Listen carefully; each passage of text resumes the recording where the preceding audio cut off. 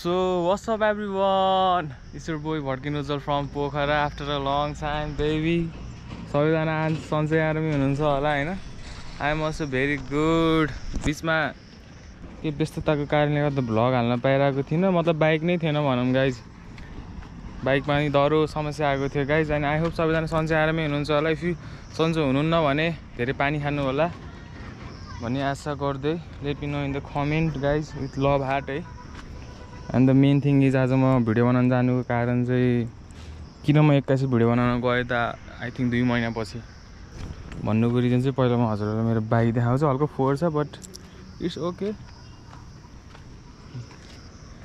Guys पहिला यसो बाइकको लुक्स हेर्दिन त्यही बाइक हो केही चेन्ज छैन चेन्ज भनेको इन्जिन मात्र हो बाहिरको पार्ट मात्रै ओल्ड हो भित्र पुरै न्यू हो बाहिरको पार्ट चाहिँ हो यो चाहिँ नयाँ हालेको यो ढिक्का चाहिँ मैले अनि यहाँ चाहिँ बिल छ आज र मेरो चाहिँ गाइस तपाईहरुलाई यो भिडियो बनाउनुको कारण चाहिँ मैले चाहिँ तपाईहरुको लागि चाहिँ खासमा यो भिडियो चाहिँ बनाउनै पर्ने भिडियो छ किनभने चाहिँ तपाईहरुले चाहिँ भिडियोद्वारा चाहिँ धेरै कुराहरु बुझ्नुहुने छ इन्जिनको सर्भिसिङ बारे किनभने म हजुरले स्ट्रेट टु पोइन्टमा जान्छु है त किनभने हामीहरुले चाहिँ बाइक सर्भिसिङ गर्दाखेरि चाहिँ लाइक 3 महिनापछि सर्भिसिङ गर्नुपर्छ यति किलोमिटर गुडेपछि सर्भिसिङ गर्नुपर्छ यताउति छ नि त त्यसो इन्जिनको मेन्टेनेन्स कसरी गर्ने त सर्भिसिङ कसरी गर्ने त भन्ने कुराहरु भन्छु म आज जुन चाहिँ मबाट पनि अब के भन्ने गर्छु भन्दै गरिन पछि चाहिँ प्रब्लम आएर चाहिँ हेभी कस्ट निकाल्दियो गाइज हैन कस्ट पनि फेरि सानो तिम्रो कस्ट हैन गाइज इन्जिन खोलिसी त oh my god it's so expensive त्यही माथि सोरुममा यहाँ हेर्नु bill guys first of all यो पुरै यहाँ माथिबाट सब फेरेको बाइक हो मैले यहाँ पछाडी दुईटा छ पेपर यहाँ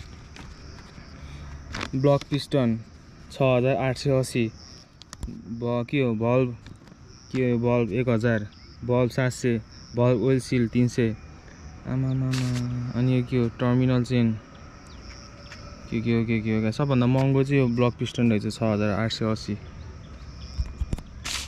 अनि यहाँ छ सर्भिसिङको 2700 मोबिलको मात्रै 2700 रहेछ मोटुल मोबिलको गाइजलाई हेर्नु र यत्रो बिल चाहिँ मेरो कति आयो बिल यहाँ टोटल गरेर बिल आयो मेरो खासमा चाहिँ 35000 आएको थियो मेरो बिल चाहिँ 35000 आएको थियो अनि तर चाहिँ यहाँ चाहिँ मेरोमा चाहिँ के भयो भन्दाखेरि चाहिँ लाइक हल्का डिस्काउन्ट गरिदिरहेको रहेछ के मतलब त्यो एउटा चाहिँ कार्ड बनाइदिँदो रहेछ कि त्यो सोरुममा गइसकेपछि चाहिँ सोरुममा चाहिँ अब त्यो अब म गइराख्ने कस्टमर भएको कारणले गर्दा पनि त्यहाँ भिडियोहरु बनाइदिने यताउता सर्भिसिङ गर्ने हामी गरिराख्नु भएर चाहिँ जस के छुट पाएको थियो मैले चाहिँ 35000 थियो अनि यहाँ चाहिँ बिलमा चाहिँ हेर्नु भने चाहिँ 31000 आएको छ फिटिङ चार्ज चाहिँ 2540 लिनु भएको रहेछ यो भ्याट बिल यताउति कर्सर गरेर जस्ट ठिकै हो नट ब्याड ओभरअल हेर्दाखेरि फेरि भ्याट र ट्याक्स चाहिँ अलिकति फेरि सोरुममा चाहिँ महँगो लागिहाल्छ तपाईहरुलाई मैले बारम्बार भिडियोमा देखाइराखेकै कुरा हो बट केही नयाँ त छैन तर सबै कुरा हेर्नु भने चाहिँ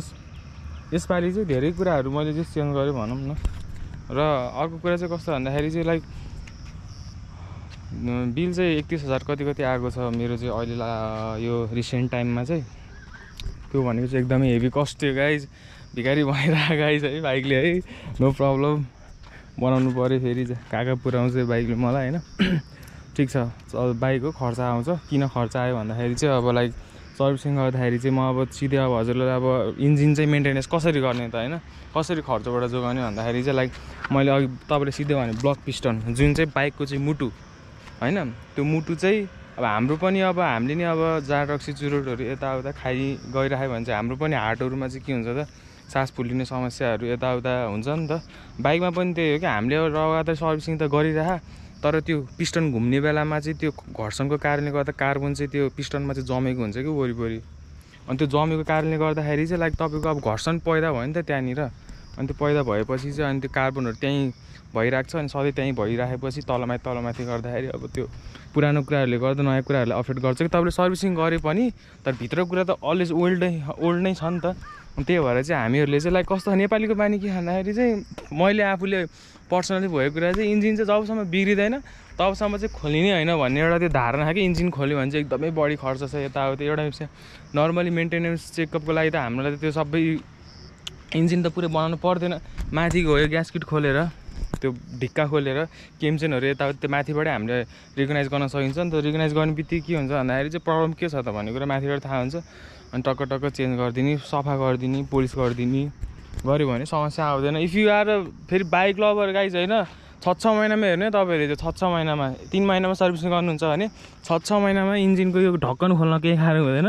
झार्नु, ढक्कन खोलेर cam chain, block piston and यो क्लच प्लेट चाहिँ मस्त हेर्नु guys. If you have do whatever bike, scooty, जुन बाइक सबैको लागि भनिरहेको मैले यो चाहिँ कस्तो भन्दाखेरि इन्जिन चाहिँ चेकअप गर्नु भनेर। सर्भिसिङ त सबैले थाहा गर्नुपर्छ नि, तर मेन्टेनेन्स चाहिँ मेन कुरा चाहिँ अब इन्जिनको कुरा गरिरहेको छु मैले चाहिँ। यस्तो भयो गाइज, मैले 2 वर्षपछि खोलेँ गाइज, 2 वर्षपछि खोलेँ। 2 वर्षसम्म पनि मेरो इन्जिनमा केही प्रब्लम थिएन।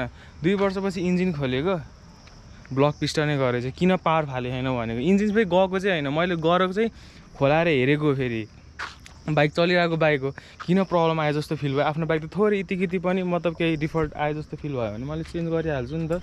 सो त्यही भएर चाहिँ गाइज है चेन्ज गरिनँ लास्टमा, यस्तो भयो। र आयो तपाईँहरूले पनि यदि छ आफ्नो स्कुटी, साधन, बाइक, गाडी जेसुकै छैन, सबै कुरालाई काम लाउने कुरा यो चाहिँ।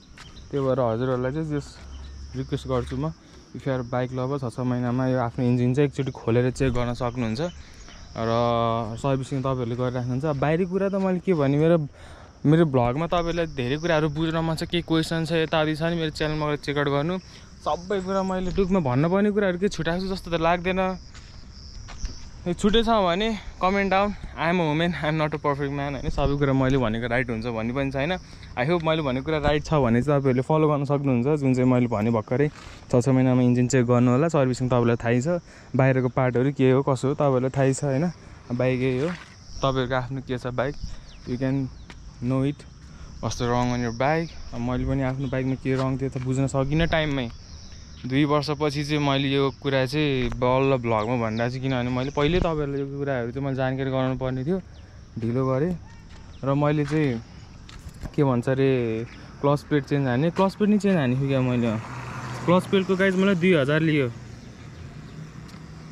ओहो, सो गाइज टोटल ओभरअल चाहिँ मलाई चाहिँ कति खर्च आयो भन्दाखेरि चाहिँ 31,000, 41,000 ब्रो, कस्तो हो नि। र केही कुराहरू छुट्याएको छु भने late me know in the comment guys है। म तपाईँहरूलाई के कति पऱ्यो के भयो सबै कुरा भन्नेछु। र अब चाहिँ लास्टमा चाहिँ म ब्रिफिङ गरिदिन्छु। मैले चाहिँ क्लच प्लेट फेरेँ, ब्लक पिस्टन फेरेँ, ढिक्कै फेरेँ नयाँ, अनि कोइल फेरेँ, एफएहरू यताउति फेरेँ, वायरिङ गरेँ, सर्भिसिङ गरेँ। अब भित्र के आई डोन्ट नो, बट त्यो जुन हाम्रो त्यो प्रेसर दिन्छ नि हो यहाँबाट, त्यो के भन्छ अरे स्पार्क प्लगको लागि हावाहरू यताउति पानी छिर्यो भने हो यो चाहिँ फेरेको मैले। नामै कस्तो नआएको अहिले, ठिक छ नआए पनि मतलब होइन, तपाईँहरूलाई थाहा छ यो के हो भनेर। अनि अरू चाहिँ के छ, अब सक हल्का बढाएको बाइकमा, धेरै कुरा चेन्ज भएको छ। टोटल मैले कति चेन्ज गरेँ भन्दाखेरि चाहिँ 18वटा सामान चेन्ज गरेँ चाहिँ इन्जिनमा मात्र गाइज मैले। 18वटा सामान इन्जिनमा मात्र, अनि बाहिरी सामान चाहिँ त्यो 4-5वटा एक्स्ट्रा फेरेँ छु। त्योभन्दा अगाडि लगभग 25वटा जस्तो मैले सामान फेरेँ। भनेपछि मलाई यो महिनामा टोटल कति खर्च भन्दाखेरि 31,000 चाहिँ इन्जिनको मात्रै आयो भनेपछि मैले चाहिँ पहिला नै 5500 कि 6,000। ए फ्युल पम्प गाइज, फ्युल पम्पको कति लियो मलाई सोरुममा, कति छ यार, कति पो छ यार, डेन्जर महँगो छ हौ सोरुममा। कति थियो यार, मैले लगभग 17-18 आएको थियो, आई डोन्ट नो है, बट जस्ट गेस गरेको। अनि फ्युल अनि लगभग 50-60 हजार जस्तो खर्च भयो भनौँ।